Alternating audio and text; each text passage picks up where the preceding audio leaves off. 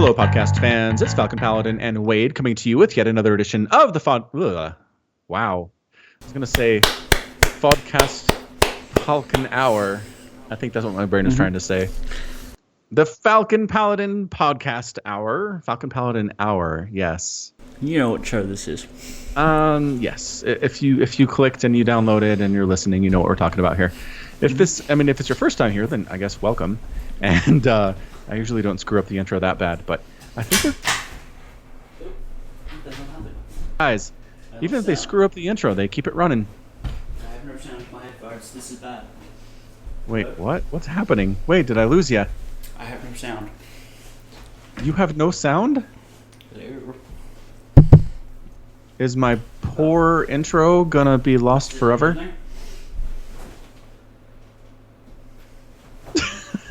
What is happening? Where are we? Hear you. Oh, no, okay. I'm back. I turned my headphones off and back on. No, I lost sound. Like there was a clack or a click or something, and then I lost sound to my headphones, so I turned them on and off again. Of course. Yep, we're back into the recording. IT Crowd, though, such a wonderful, wonderful show. Hello, IT. Try turning it off and on again. Good old Rory. People should watch it if they haven't. It's very good. It's not much of a commitment either, really. It's like, 2 seasons of 10 episodes each, and they're 20 minutes. There's 4 seasons. 4 seasons of 10 episodes each season. And it's coming back. Is it? The British kind? Yeah. I mean, I would say not the American kind, but the American kind doesn't exist, so... I could have sworn I saw something about this. IT Crowd coming back. Let me Google.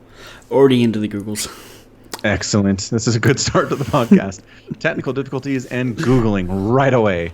Right away. This is what people come here for. Like, you know what I miss in my life is hearing people clack on keyboards and try to find stuff. IT Crowd is set for US remake. Nope. I thought they already did that and failed miserably. What's the date on that article? December 15th, 2017. So like 3 months ago. Holy crap, I can't believe they're trying that again. No, because there is an IT Crowd that was set in America and it sucked. Well, no, this one is saying it's the British people. It's just going to be made in America. Oh. That might be okay. I mean... You sound very hesitant. I'm so hesitant. Variety.com. So Okay, hold on. Before we get into this, can I talk about something I hate? You may. Okay, so I just went to this website, express.co.uk, and before I can read the article, I have to answer a Google survey. Literally, the article is redacted like in a government document. Yeah, is it like blurred out? Yeah, I can't read it until I do the survey. Yes, I have seen this before. It's not just a British thing. But yeah, okay. Part of me gets it. Advertising revenue ever since AdBlock really started to take off has just been horrendous for websites especially.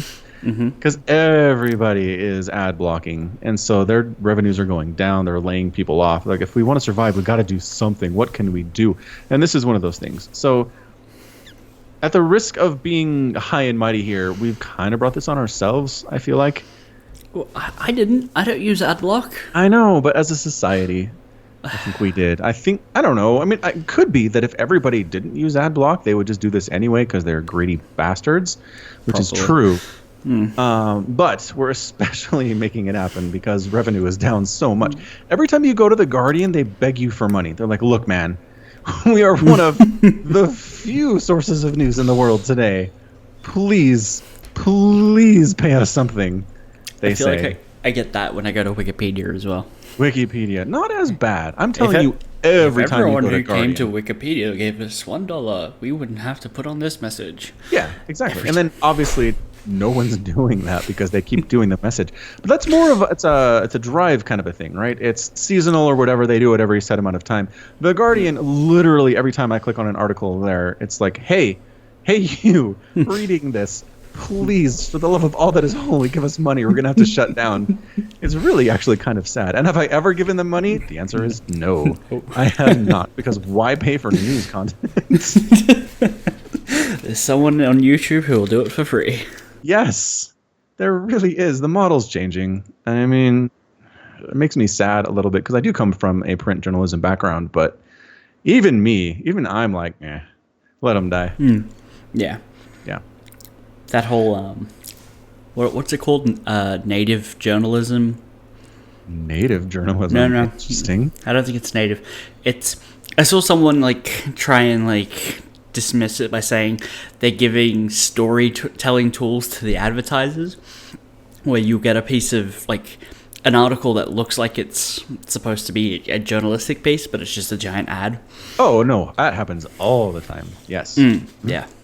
And it's called native advertisement, I think, where it's just advertisement that's designed to look like a journalistic piece. Yeah, they do that too. And again, part of the reason they do that is because holy crap, they can't survive otherwise. Yeah. Yeah. And it's gross. I actually hate that more than the begging for money is the sneaky. Yeah. I mean, magazines especially are that way. Magazines these days anymore. I mean, everything's an ad for something. Interview with this celebrity, they're advertising their upcoming movie. Interview for this product, they sent you the product for free to review it. And you're not going to say anything bad about it, or they're not going to send you more stuff. I mean, that's just how it works.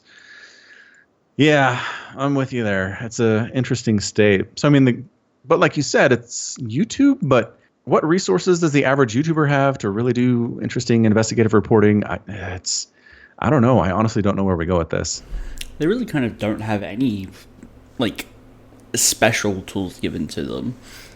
Right, that's why a lot of YouTubers don't do big pieces on, ISIS and things like that. Like, places where they can't physically get to, they're not going to report on, which is the only benefit of a budget.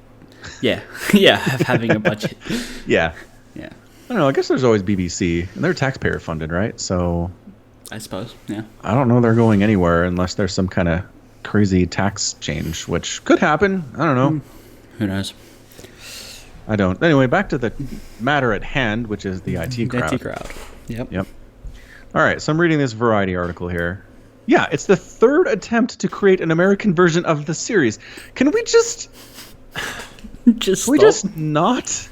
Please. I mean, part of it is the actors in the IT crowd. They're great. I love all of them. They're very fun. But I think more of it was the writing. And so if you don't have the original writing staff or talented writers, it's just going to be a waste of time. Right. Yeah. Okay, I mean, I'm reading here. NBC did this back in 2014 with Bill Lawrence as one of the producers and writers. He did Scrubs, which is an awesome show. And if he can't make the American IT crowd work, I don't know who can. This is like, it's stressing me out, man. I'm not even going to watch it. I'm not going to watch it. And if it gets a lot of buzz and people are talking about it, then I'll give it a try. But I'm not going to sit down and just be like, all right, here we go again. Yeah. I feel you. Okay, good. Same page. How did we get on IT crowd? Technical difficulties, turning things off and on. Yes. Have you tried turning it off and on again? That was it. Yep. Good thing you're here. Now I'm going to set a fire as my desktop background wallpaper. You're going to set a fire? Yes. Okay, you clearly don't know all the inside jokes from IT. Never mind. I do. You clearly don't. Like a trash can fire? No, I'm just going to put a fire inside my monitor. Oh. Fair enough, I guess. Yep. No, you don't get it. I don't, apparently. It's not the one where Moss has the fire in the office in a trash can and he's trying to remember the number to call 911 or 999. It's not in a trash can. He's got a hollowed out CRT monitor, and so he puts a fire there, and then the big boss comes in and he's like, oh, hey, nice wallpaper. I don't remember that at all. I swear I watched all of this. I guess they really liked the fire jokes on the IT crowd, I guess. I mean, I think he might have been hiding a fire by putting like the shell of a monitor on it. That might have been what's happening. But it's just it could be. We're both half remembering an episode. I know, right? This is the best. Falcon and Wade half remember an old episode of the IT crowd from 2006. Oh man, we are just killing it today. Just killing it. So anyway, verdict is boo American IT crowd. All right. In other news, quick sports thing. I'm not going to make this a minute, but March Madness is happening. It's college basketball tournament round of 64. It's a one and done tournament. You lose, you're out. And the next person moves on to the next round. Everybody fills out a bracket, even if you don't know anything about basketball. And this is a good year for that because the underseeded teams are winning at an especially high rate. So if you filled out your bracket and not knowing what you were doing, you're probably doing better than the guy who's watched all of the basketball all year long. This is human interest. How dare you? This is the year where the person who filled out the bracket based on the color of the uniforms ends up winning the thing. It's fun. I don't know what you mean by fills out a bracket. What? Oh, right. Sports terms. So you have like a tournament bracket, like in StarCraft, like in WCS. Right. And then you just get a blank one with all the teams on it on the outside, and then you choose who advances on each round. Okay. You predict it. It's like gambling. And then... It sounds a lot like gambling. It is gambling, unless you don't pay any money, in which case it's just for fun gambling, which is not really gambling. I don't know. But yeah, you can enter pools where you pay in $50 and then you get all the winnings if you win the pool. And it's just who gets the most answers right, who get those test questions correct. And it's a good time. It's a good time, especially when, again, a lot of teams that shouldn't win end up winning, and people just throw their hands in the air and say, I'm never doing this again. And then next year rolls around and they do it again. So behold March Madness for the uninitiated. Okay. So did you fill out a bracket? I absolutely did. Did you put any money into the pot? Like, is this gambling, or are you just doing it for funsies? I'm just doing it for funsies. Oh, okay. So you know why? My bracket is hot garbage. It's so bad. I know better than to put money on these things. I am a terrible sports gambler. Fair enough. Who did you pick to win it? Kansas. They're still alive, so at least that's going for me. Fair enough. Who's going to meet them in the playoffs, like the finals or whatever? I don't know what the term. To beat them. Let's take a look and see who's still alive. I'm glad you asked. Current March Madness bracket. Here we go. Kansas is still alive, and they have to beat. Who do they have to beat? Where are you, Kansas? Why can't there's Kansas State? That's not who I want at all. That's different. Oh, other side. There we go. Okay. So they have to beat Clemson? Clemson. Uh-huh. Okay. Is that an Australian word that's obscene in some way? No, that's not a word we've ever heard before. Yeah. It's a name. It's the name of a school. I don't think it's a word of any kind. It's just proper noun. Mm-hmm. That's all it is. So yeah, March Madness. Good times. But for those who came here for not sports ball talk, how about that Maru? Sorry, I got distracted by something. Oh. You said Kansas, and then I looked at Kansas at Google, and there's another state called, I think it's pronounced Arkansas. Yes, Arkansas. You got it. But it's spelled Arkansas. Arkansas. Yes. Why? It's the South. That's all I got for you. Okay. You guys no longer can complain when we name something Woolloomooloo or whatever. Okay. I think we can. I feel like we still have the right, the American given right to do that. Oh. So we will. Mm-hmm. Okay, but tell me about Maru. Maru won the WESGs, man. He beat Dark. He beat a real scary Zerg player. Okay. And it was a good time. And he's a Terran, which I thought you might be excited about, but you seem like you could not care less. I just haven't seen it yet. Oh, okay. It happened yesterday. Are you aware yesterday. of the result, though? I'm aware of the result. Okay, it happened two days ago for you. That's not how time works. Yeah, it is. If it's totally how time works. You're in some weird time vortex. If it happened one day ago for you, it happened one day ago for me. It was 24 hours ago that he won, wasn't it? No, it says March. Yes, I guess it was. So, time progresses at the same rate here. Was it though? We're not actually in the future. It turns out if you just Google the word Maru, it brings up a cat. Does his name mean cat or something? I don't know, but this is some famous cat with 235 million views on YouTube. Holy what? It's just, what is the cat doing? Like jumping out of an airplane? I don't know. Maru was a male Scottish fold cat in Japan who became popular on YouTube as of September. Yeah, Guinness World Record for the most number of views. I guess it's just a famous internet cat. In Japan? In Japan. I wonder if it's named after Maru. I mean, Maru's Korean. Yeah, but I mean, he's a very famous StarCraft player. I'm sure people in Japan have heard of him. Yeah. It's certainly possible. I don't see anything in his Wikipedia page saying like he's named after the cat or vice versa, so probably not. No. I think it's just a popular name, Maru. Yeah. Good victory for Maru. Good job for Maru. Yeah. I mean, Jordan has some thoughts about that final series, which you may have heard if you were watching the Gauntlet Global Open on Sunday. Yeah. Yes. Which is one of the reasons I haven't tried to look up VODs yet, is apparently Maru just did like proxy barracks or something, and then Dark was just like, well, I'm not going to pull drones, and then loses. Yeah, and apparently in 2 of the games, which, what? Dude? Yeah. So, I mean, I guess if that can work against Dark, it'll work against everyone. I don't know. I mean, Maru did beat Serral in the round before that. 3-0'd Serral. Can we just mention this is the same Serral who was at the top of the Korean ladder for a while and plays Zerg, and Zerg's overpowered right now in the meta, and Maru's just like, 3-0.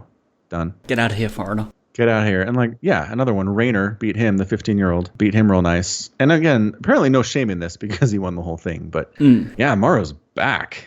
He is back. Well, let's hope he can hold on to it. I mean, if this is his only notable placement for the rest of the year, will you really call him back? No, absolutely not. But at this rate, I really don't see how he fails to qualify for stuff and doesn't make it to the quarterfinals or anything. Well, he should. He Yes, should qualify he should. for everything. He should Yeah. place well in everything. There's lots of people who do and that never get that sweet, sweet first place. Good point. Yeah, I mean, that would make me sad. He has made a bunch of money playing video games. He has. He's real good. He's made like more than $500,000. Yeah. And he's 5 years younger than me. He's one of the 4 horsemen. Yeah. You don't get that title by being bad at StarCraft, I can tell you that No, much. that is true. So good job, Maru. Glad you're home. Glad you're back. I mean, so this is something we've talked about before. So yes, we feel like Zerg is overpowered. Does a win by a Terran player in a major tournament change your opinion on that at all? Or is it still just kind of like, no, just because he had to overcome the OP-ness doesn't mean it's not the case? My thoughts are generally the game's relatively well balanced. Like, I can't point to anything and be like, this is clearly broken and needs to be changed. Like, I just can't do that. And I think having a Terran win doesn't prove anything one way or the other. Okay, fair enough. Like, I think you do need a streak of Terran wins using a similar strategy or playstyle consistently to be like, now it's a problem. Yeah, no, I'm not saying that a Terran win means that Terran's overpowered. I'm just saying a Terran win means that Zerg isn't so overpowered it's insurmountable, I guess. I don't think it's insurmountable, no. Yeah. I mean, I admit to feeling that way in the times when Zerg wasn't doing so hot. When a Zerg managed to win a major tournament, I'd be like, oh, well, maybe things aren't so bad. And it kind of like adjusted my attitude towards laddering. Okay. It's like I don't have an excuse anymore, you know? Fair enough. There you go. So good job, Maru. Keep it going. Keep it going, man. I was trying to look up the WESG, like the tournament, and have a look how other players went.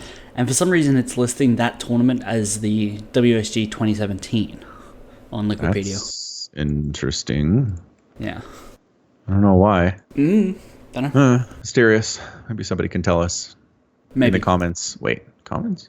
Through the email. You can always email feedback and answers to our stupid questions to falconpaladin@gmail.com with the subject of podcast. And we'll read them. Yeah. I'll send it to Wade. Oh, and okay. Then I'll read them. We'll snicker at your spelling and your grammar. No, but really, the people that have given feedback so far, and I think it's been one person, have been very well spoken, had some good thoughts. Yeah. All right. The StarCrafts are perhaps finished. What would you like to talk about next? Oh, we do have some fairly big news. Is that those of you who do follow me on the Twitter and the Facebook and watch my videos have probably heard me or seen me mention once in a while that I cast for the Gauntlet Global Open every Sunday, along with Just Jordan.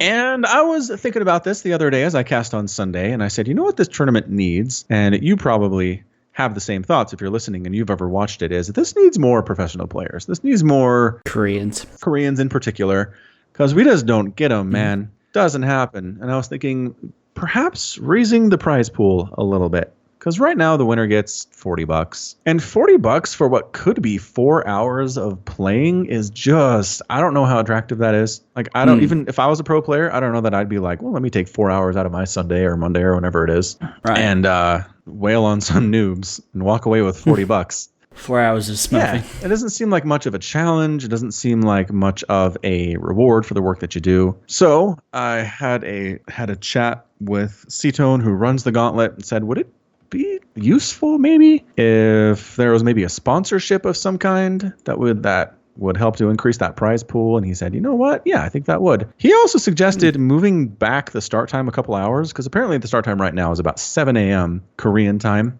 And if we bumped it a couple hours later to 9 a.m., he feels like we could get more participation, which I thought was interesting. So we might actually end up seeing that too. You heard it here first, ladies and gentlemen. Scheduling changes. Ooh. Ooh.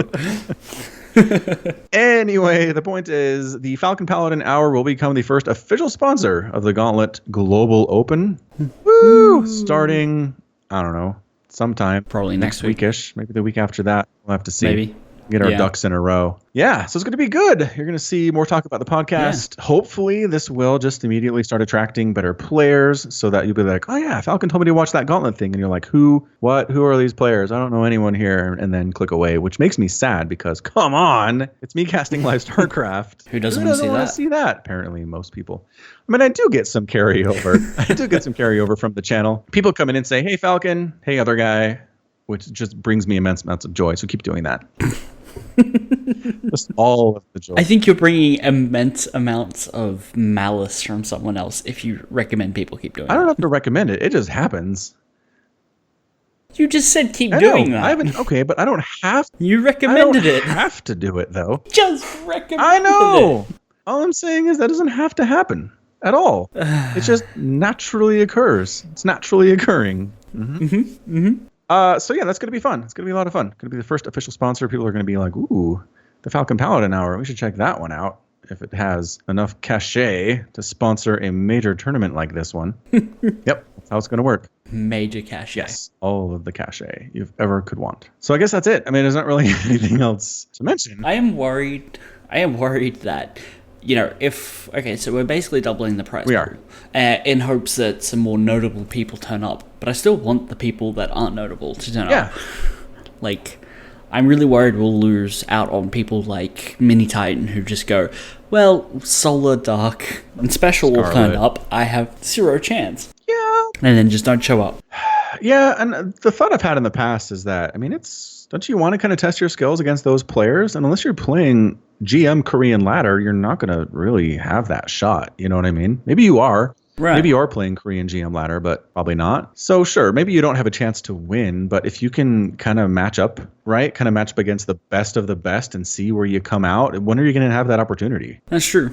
That's a good point. So I don't know. I could be wrong about that, though. It could just be that people will just say, no thanks. I'm going to go to another tournament that doesn't have scary people in it. Maybe a way to solve that would be to give a third place prize. If, let's say, only 2 notable names show up, there's still a reason to fight for that third place. Yeah, maybe.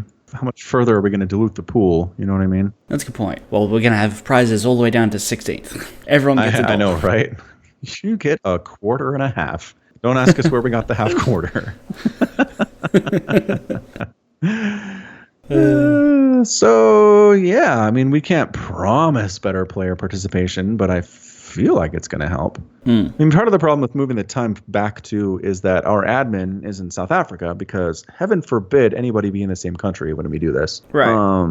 And he already starts adminning at midnight his time. So if we push it back, it's going to be 2 a.m. before it gets started. Wow. It's hard. It's real hard. And Phoenix is great. Phoenix Tears is a wonderful admin. I don't want to lose him.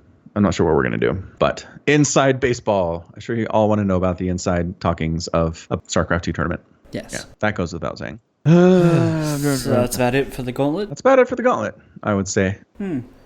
So you heard it here first, probably. Maybe. Depends on when the podcast gets out. We'll see how it goes. We'll see. No promises. I make no promises. In other news, I've been learning Python. Python? Isn't that an animal? It is. I've been learning how to wrangle snakes in my free time. You're a snake charmer. Oh, the copious free time that I have.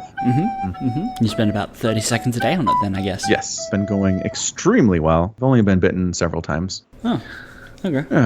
What are you making out of Python? Yeah, so I mean, I guess to back it up a little bit, Python is a programming language. It is a fairly new programming language. It was, yeah, here we go. I'm going to send you an XKCD that we can put in the show notes. So the basic concept is that initial computer programming was ones and zeros. We put in ones and zeros on off to computers and they did stuff. And then we created a language that made it a little bit easier to do. And I believe that was considered assembly was the next. I mean, punch cards and assembly, I'm not sure the chronology there, but it was also super duper hard to do. And then each language has just kind of built upon the previous ones to do a lot of stuff in the background. So instead of doing ones and zeros, you type in a command and it does all the stuff for you, all of the really hard stuff. So Python is just one of those where it does a lot of the work for you in the background. And this XKCD comic, yeah. I mean, the alt text alone says, I wrote 20 short programs in Python yesterday. It was wonderful. Pearl, I'm leaving you. So when it first came out, especially, it was amazing to people that you can do all of this stuff just by typing in simple commands rather than incredibly complicated stuff. Right. So this is what I'm trying to learn. Super, super, super simplified to a level that this guy considers it ridiculously easy. And that's what I'm struggling with right now. So if there's any question as to my level of programming expertise, now we know. Right. So you're finding it as easy, is what I'm hearing. That's what I said. So I'm going to be doing some automation work for a cloud product that we have. It's going to be automation integrated with Selenium. So it's essentially web testing, which is not great because the websites do tend to change from time to time. Developers don't necessarily take automation into mind when they are building a website. But the good news is we are revamping the whole thing from the ground up, the whole user interface. And the guy who's doing it is sitting right next to me. And so every day I poke him and go, hey, make sure you're coding that with me in mind, dude. Because I'm going to start hitting that soon. And if it sucks, it's your fault. Yes, I Please said don't- hitting that. Please don't ever use that phrase again. I don't want to know about how you automate hitting that. It's a trade secret anyway. I can't tell you. I'm glad I'm not in that trade. Yeah, you dodged a bullet there. It's safe. It's safe in the world of baking. Talking about jobs I want out of. Yeah, smart. Easter. Oh, don't even get me started. Oh yeah, is that here or just coming soon? That's in like a week. Okay, coming soon. So you're mentally preparing yourself for the horrors. Yeah. Yeah. Yeah. Not the horrors, but the horrors.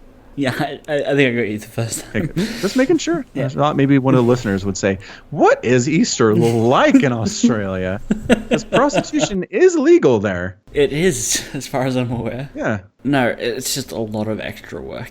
Yes, I can imagine all of the extra work. Like, no, I don't think you actually can. I mean, I can imagine you sobbing gently into your cinnamon rolls as you haul yet another tray of breads to the oven, and it's your 87th one in the last 12 hours. Does 87 seem low? No, baking time has to go in there. It's high. 87 is very low. It's low? Okay, look like this. One rack has anywhere between 12 and 18 trays, Okay, got and it. our oven can hold 24 trays. 24 trays can be baked in 24 minutes. Your oven is so big. Okay, I'm misunderestimated for sure. So, what did you say, 84? I did? That's a little over an hour's work. Yeah, okay. Got it. Today I learned his 4,000th tray of baking for the last 12 hours. It's a bit closer, yeah. Yep. So much closer. What do you hate most about the Easters? Hot cross buns.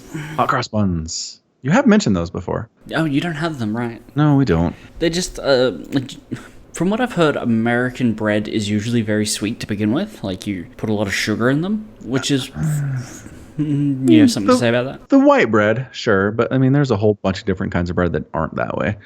Right. Yeah. Like, our standard white bread is not very sweet. It has a little bit of sugar in it, but it's not. So what I think is closer to your standard bread is what we would call a sweet dough or a bun dough. Got it. And it's basically that, but it has like a cross kind of painted on it. Yep. And like, I think you've seen a photo. I'm looking at a recipe right now. It's got apple juice or rum. Do you put rum in it? No. Oh. We can't have any alcoholic products on site. Apple juice? No, we don't put that in there either. Oh. But basically, we put like a fruit spice in it that used to be alcoholic in it when it was a liquid form. Uh-huh. But people would drink it. Therefore, it's now a powder and not liquid and not alcoholic. Oh, yes. Okay. I was going to say, I don't think changing it from a liquid really messes with all of, anyway. Right. Right. But, right, which replaces stuff like apple juice and rum. Got it. To give it its flavor. Then it has dried fruit and dried currants or raisins. Yep. And then some milk, and then some eggs, and then some butter and yeast and brown sugar and cinnamon and cloves or allspice and nutmeg and salt and baking powder and flour. Okay, that's a very extensive recipe, but Okay. yeah, we don't do anything nearly that complicated. All right. I was thinking maybe you did. What with your hatred of it and all. The hatred's more over the quantity. Okay. So it's not that it's we do. individually hard to do a tray of it, but it's just 80 bajillion trays. Yeah, it's over Easter, like the Easter weekend, Good Friday, times like that. It's the quantity is, like, I would say 2,000 rolls easily for each of the varieties. Bag. Okay. Yeah. And on the lead up, like, we do these from January 1st to Easter, right? Yep. And all those extra ingredients that aren't in standard bread, so like the fruit or the fruit spice, they have to be added into the mix after the mix, like the initial mix. So it takes 10 minutes to mix up a dough, and then you have to put it on for another 2 minutes while the spice mixes through. Got it. And then 2 more minutes while the fruit mixes through. So, and then we also have like 2 varieties of chocolate hot cross buns, fruitless hot cross buns, jumbos, minis, regulars. So it's a lot of extra time, and in the entire lead up, which is usually about 4 months, we're doing like 1 or 2 trays of each. So it's a lot of extra work to get either 2 trays or 10 trays, but it's the same amount of extra work. Got it. So even while the production of it is small, there's a point where it's still very difficult and you can increase it, but we don't because it won't sell. But we're doing a little anyway, and it's annoying. Makes perfect sense. All right. I'm on board. So if I were to call your shop and order 450,000 hot cross buns, and I didn't get hung up on, You wouldn't? I mean, wouldn't. we would... No, because we would say, I'm sorry, we can't handle a load that big. Oh, randomly, this has no bearing on anything, but how much of an order would be not too big, but very large? I think the largest order I've ever made, where's my phone so I can do the math for you, is about 600 packets. And that was of just hot dogs, like plain white hot dog rolls. Wow. Which is kind of low. Yeah, okay. And a packet has 6 in each. Okay. So 600 packets times 6 is 3,600 hot dogs individual. Okay. A lot of hot dog. Hot dog. Divide that by 30 is 120. We call them heads. So when you cut dough out of the bowl, you'll put them into heads that of a certain weight, in this case 2.4 kilos, so that the machines can divide them evenly. Okay. 120 heads at 2.4 kilos would be 288 kilos, which is weighs more than my motorbike. Look at it like that. Wow. Okay. That's a lot of stuff. All right. Yeah. Or is 14.4 bags of flour that we would use. And to put it in perspective, yesterday when I was at work, our total white dough production was only 9 bags. So definitely a major, major increase. Yeah.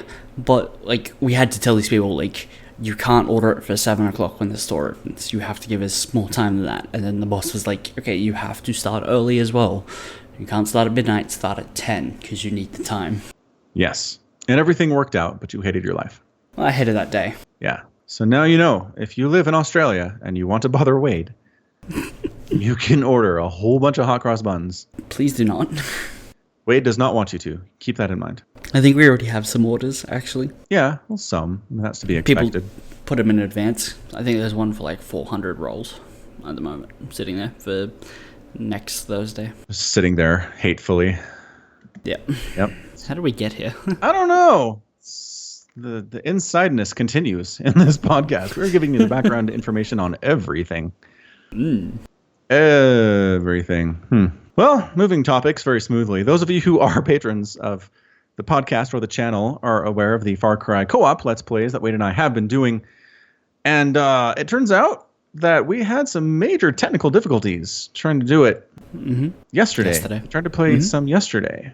And Ubisoft was like, No, what co-op? We don't do that. I mean, they didn't say that, but they wouldn't let us connect. Yeah. We hadn't had any problems with it to that day So it was very sad indeed. So we're going to try to make up for it by doing some co-op after this podcast and then getting it up for y'all because that's how dedicated we are. Another game, if the Far Cry's won't work, forcing us to play other stuff. Far Cry, how dare you? After all the love and kindness we showed you. Such love and kindness. Anyway, I also finished the Far Cry story on just the regular YouTube channel. Wade has finished it previously to me because he is better at video games than I am. I think I just have more time. I don't think I'm necessarily better. Well, believe what you want. But if you've ever seen me play the Far Cry, you will know. I'm not super good. So anyway, so I finished it and I didn't feel good about my ending. And then I talked to Wade and he said, there are no good endings. Don't worry about it. Yeah, there are no happy endings in this fairy tale. Which kind of makes me sad. Like I don't know, I'm kind of that way. I do enjoy being able to root for a protagonist that I can believe in. And I enjoy my stories having decent endings. Although I also complain about stuff not being realistic. And I suppose showing up to a war-torn country where there is honestly a civil war going on and a dictator and just start murdering people and that's going to end well. How is that going to happen? That's never going to end well. So in that sense, it ended perfectly. I feel better about things than I did yesterday. Well, that's good. It is. So yeah, Far Cry 5 keeps creeping up on us. Hopefully you'll not be listening to this after it's already come out, but they can listen to this after it comes out. It'll be on the internet for a very long time, hopefully. Oh, that's true. You'll be like, listen to them talking about Far Cry. They have no idea. And we don't. But March 27th, 2018, release date. Coming out in 1 week. Yep. And Wade and I will be playing that one, the co-ops, because they seem to really, really kind of force you into playing co-op to some level. I mean, I don't know that we know exactly how much it requires, but I feel like it's a lot. I mean, we're going to work it out. Yeah. We'll work it out. So regardless, it'll be co-op. It'll be fun. We might end up playing a different game for the patrons and then just kind of do the co-op on the channel or vice versa. I don't know. Yeah. I don't mind jumping in on stream for you. Sure. That sounds great. Yeah. So that's exciting news as well. The Far Cry 5's set in my very own home nation and not far from where I live, sort of. Sort of. I mean, I don't border Montana, but... It's like 3 states away. It's 1 state away? There's like a state bordering Colorado. Well, Utah, Colorado, Montana. I was right. 3 states. That's depending on how you count. Fine. Another news relating to the channel. The cheese is coming back. Oh, you're doing cheese again. Yeah, we're doing cheese. I didn't realize it had gone anywhere. Yep. I posted a game today. We're recording this on the Mondays. I'm like, what day is it? We're recording this on Monday. Yeah. I mean, it's Tuesday. Go on. And I got, yes, it is Tuesday, but regardless, it's not Wednesday, which is when I post the cheese. And one of the comments was, dude, where the F is the cheese compilation? Like, it was straight up, he went there. Very direct. And I said, oh, right, I did move it to once a month. Because here's the problem, guys. I was getting cheese that wasn't great. It just wasn't. And my poor screeners are having to be like, I mean, there's 2 or 3 of these that are good, but you have to fill a whole cheese compilation. That doesn't work. You want a spread of lots of different kinds of cheese. You don't just want Kraft singles. Exactly. And so I decided to do it once a month. So I sent about 56 replays instead of, 20 to my dudes. And they're going to screen them. And then also special news, I'm going to co-cast the cheese compilation with Just Jordan.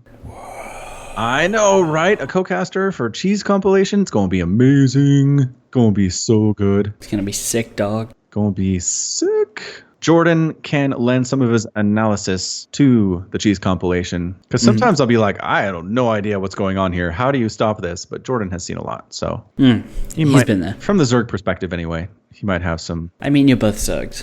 We are.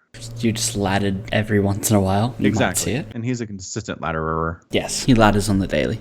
Right. On the daily. Well, maybe not on the daily, but it's been pretty consistent lately. He's a fun follow. He's a fun watch, by the way. Given how much he talks about how little he works. Yeah. I'm surprised he doesn't ladder more often. I know, right? It's like, what else do you do with your time, man? You work 15 hours a week. You should be GM by now. He should be. Why is he not? I hope he listens to this one. He does listen to the podcast sometimes and then gets offended by things what we say. So we filled that quota. He was complaining, but I don't even remember what I said. Me neither. It's probably something very offhand. Probably. Yeah. Oh. Anyway. So is cheese going to be longer now that it's once a month? No. Yeah. I think we'll do about an hour, and it's just going to be the cream of the crop. I actually Okay. sent out very specific instructions to my screeners this time that said higher level matters. Okay. So if it's standard cheese and one is GM execution and one is gold execution, we do the GM one, please. Right. But with the highest priority being unique cheese. If it's something I haven't seen before or something we see extremely rarely, then that's the one that's going to get in. So I think that's why people come. Like, they don't want to see cannon rushes 8 times in a row. No. They want to see Nexus recalls. But now that's old. So you got to come up with something new, guys. Work at it. But I did just get come up with submissions. something like no. Yeah, just something new. It's not hard. Game's only 8 years old. But the Legacy of the Void units are new, so maybe that helps. Anyway, we did get some submissions from 0-0 and Mini Titan, and those two have been fan favorites. So hopefully they have risen to the challenge. Fingers crossed. Fingers crossed. If it's a bunch of disappointing cheese again, I'm going to be extremely sad. So very, very sad. Yeah. Yeah. So yeah, no pressure. If you submitted cheese and you're like, oh no, I did a standard cheese and it was platinum level, what's going to happen? I don't know. You might get in depending on how things go, but no promises. You'd always try and bribe your way in. Yeah, Yeah. that might work for you, honestly. I mean, because you do Patreon casts and you have to do whatever they send you, right? Yes, I actually have done that. I've had somebody send me a regular game and then a cheese game, and I threw that one in the cheese compilation. Oh, see, that cute. See? Hold on, if I do that and then play like an hour and a half macro game against Mana and Firecake, will you cast that? Nope, absolutely not. Cheese still has to be cheese. No, I'm just talking about for Patreon plays. Oh, if you send me a game that somebody else played, Yeah, yeah, if that's what you want to use it for, that's cool. even if it's like an hour and a half. If it's a crappy game and you're trolling me, then no. But if it's a good hour and a half game, then sure. How do you know it's a crappy game before you cast it, though? If I get through the whole thing and at the end I decide it sucks, I'm not posting it. I'll have wasted my time. I've done that before. Don't get me wrong. I've gotten to the end of games before and said that sucked, and it just never goes up. I mean, fair enough. I'm surprised you don't keep it in like a special buffer. Be like when I get really desperate. Nope, it never goes up. I delete it. It Probably is for the best. It is a hazard from me never watching the games in advance, but I feel like it's worth it because I do like being surprised by what I see. Oh yeah, Yeah, it's absolutely the best way to do it. it is 100%. Which is why I don't watch a lot of live StarCraft. I'd like to, but I don't know. I catch games here and there, mainly to pick up on casting techniques and tips. I'd be like, oh, that was a really good point by Artosis. I'm gonna write that down.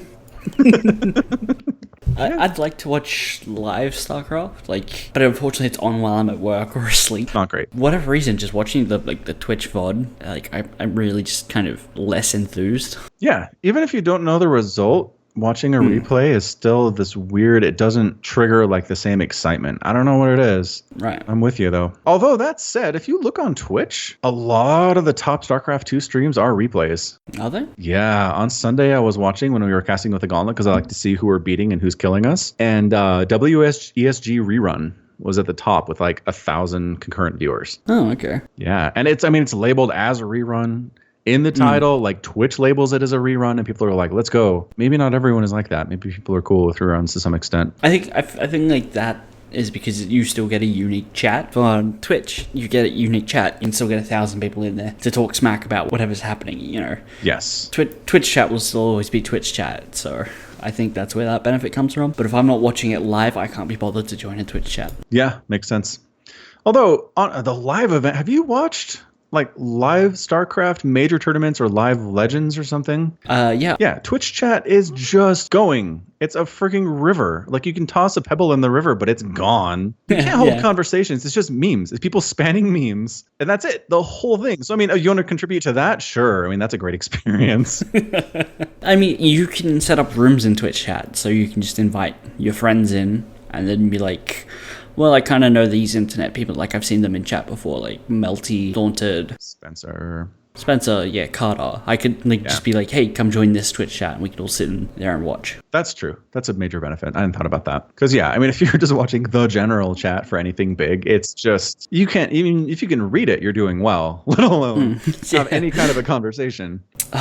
Someone took like a short clip of, have you heard of a streamer called Ninja? Oh, who hasn't heard of Ninja at this point? I mean, I only heard about him like the other day. Yeah, Because he played Fortnite with Drake. Correct. And that's honestly where I first heard of him. And then Penny Arcade had a comic about him too. Oh, someone took like a quick video of his chat when he mentioned Twitch Prime, and the entire thing just filled up with X is subscribed with Twitch Prime.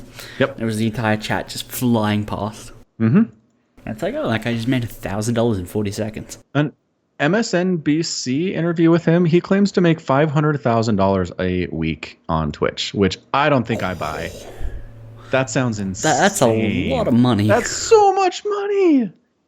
That's too much money for a streamer. Too much. Is a month also out of the question? It's less crazy. It's, I mean, yeah, it's less crazy still by a insane, factor of 4. though. Yes. Okay, so hold on. You said what, $500,000? Uh-huh. Let's make that a month. That's $6 million a year. Right. For Twitch streaming Fortnite. Let's see. $500,000 divided by 495 is 101,000 people.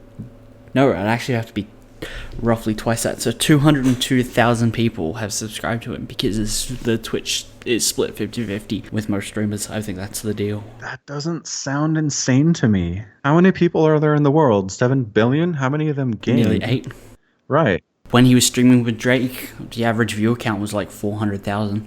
Yeah. So it's only even 1/4, which is an unusually high turnover rate. Yeah. Usually I always consider those things to be in like the 10% range. Holy crap, though. He's making a lot of money. A lot of money. I mean, honestly, my goal, it's not something I'm working very hard towards, but if I could just make like $50,000 a year doing this, which doesn't sound insane anymore because he's making $500,000 a month. Apparently there's audience out there. I don't know. You guys are going out about it different ways. Like, that's Yes. the problem. Yep. Yeah. You have commitments. I don't think Ninja has 3 kids. Probably not. Probably not. That's the thing, right? The people who can afford to devote the time to make this work don't have the commitments and can afford to devote the time to make this work. You know what I Right. mean? It's kind of like this loop. That was crazy, though. Ninja crazy. Ninja crazy. I'm actually curious if he's streaming now. Oh, he's got green hair. Because of course he has green hair. Of course. Of course. Makes perfect sense. Do they not publish sub numbers on Twitch? Like, is that private? That's private, which I actually really don't like it when I see a streamer on Twitter be like, oh god, I lost 1,000 subs today, or whatever. It's like, no one can verify that. Yeah. No one can verify that, and the tweet, like, I've got one specific in mind, but I'm not going to out who it is. It was like, I just lost 1/3 of my revenue in a month, like a monthly revenue in like a week, because I took a couple days off. And it's like, okay, so if 1,000 people are giving you $4.99 a month, let's say that's $2,500 a month, you're still making $5,000 a month off streaming. Yeah, not bad. And that's before any sponsorship deals, before any ad revenue, before any bits or donations. It's like, Yep. maybe stop complaining. Yeah. Yep. So I'm on Ninja's page right now. It's offline and chat's going nuts. There are people in his chat, and it's Yep. like, does it say how many people are in his chat for an offline stream? It does not, but people are saying stuff. Twitch.tv/ninja. I don't know how he got Ninja. That's pretty good. Just being lucky. I don't see chat at all. Oh, there we go. Some Tyler8 just Right? subscribed to He Twitch just Prime. got a Yeah. subscription and he's not on. He's not even on. No. Yeah. Nope. I mean, I have a feeling some people subscribe for the emotes because they just want the emotes that some channels have when they have really good ones. But I mean, it's a feature of Twitch. If you have really cool emotes, people take notice in chat, but these don't look all that good. Because it doesn't matter all that much then. The bot is telling you how many people are subscribed. It's a big number. It's 200,000. There you go. Nailed it. So it was 500,000 a month. Well, that's sub income though. That's not donations and bits and stuff. Yeah. So that could be going nuts. It's even more than that probably. Good crap. Yeah. He is in one heck of a tax bracket though. Government's taking a lot of that. You'd want to hope.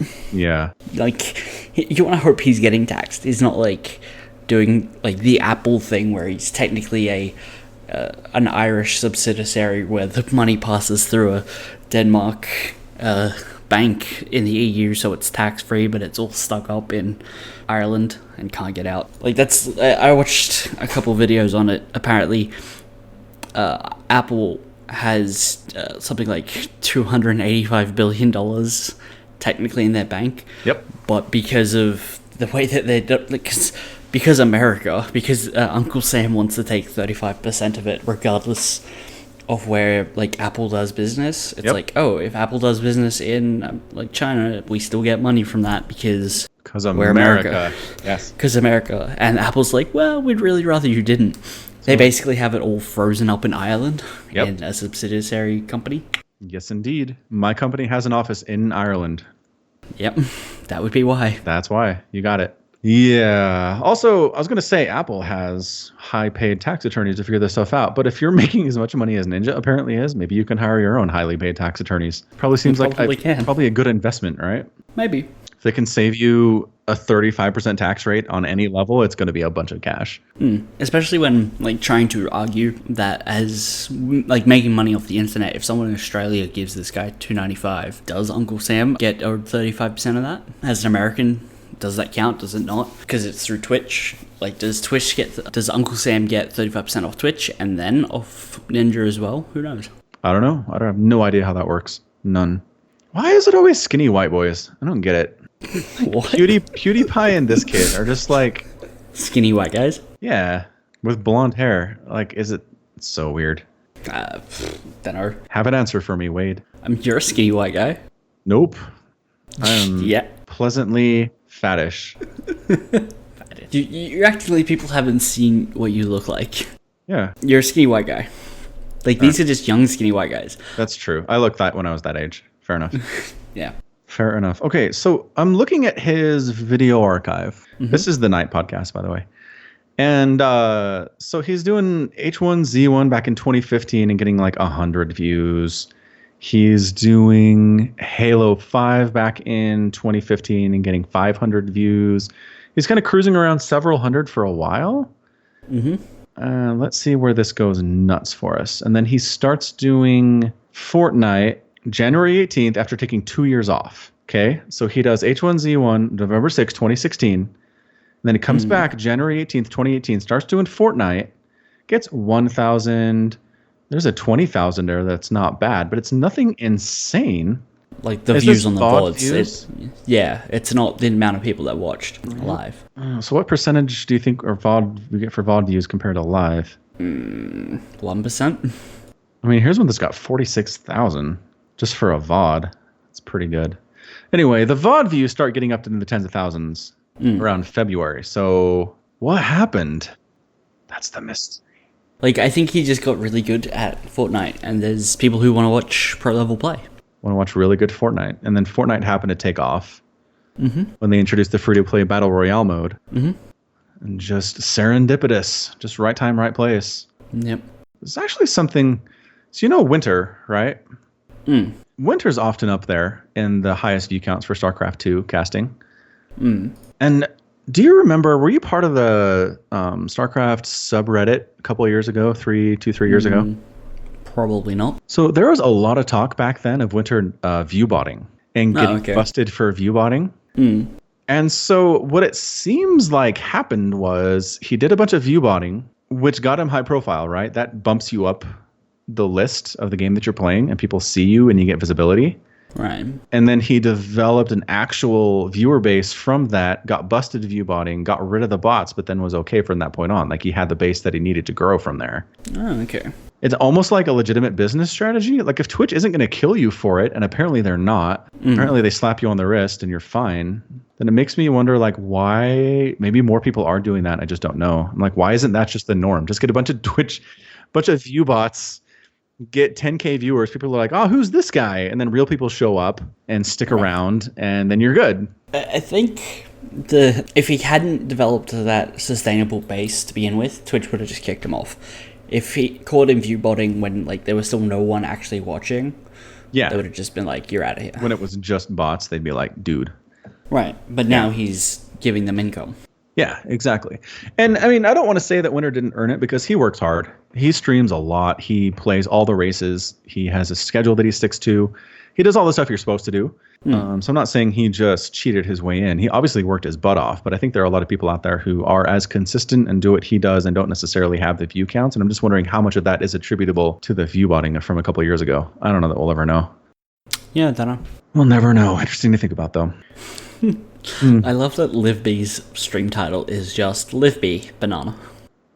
Sounds about right. She's usually close to where we are for the gauntlet.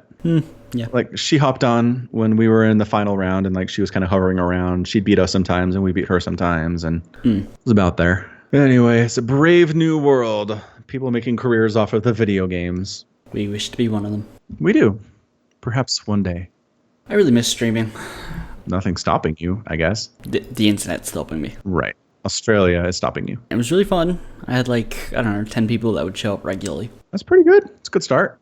Yeah. Which I thought was amazing because I'd been doing it for like 2 weeks. Yeah, totally. That's amazing. And then I moved.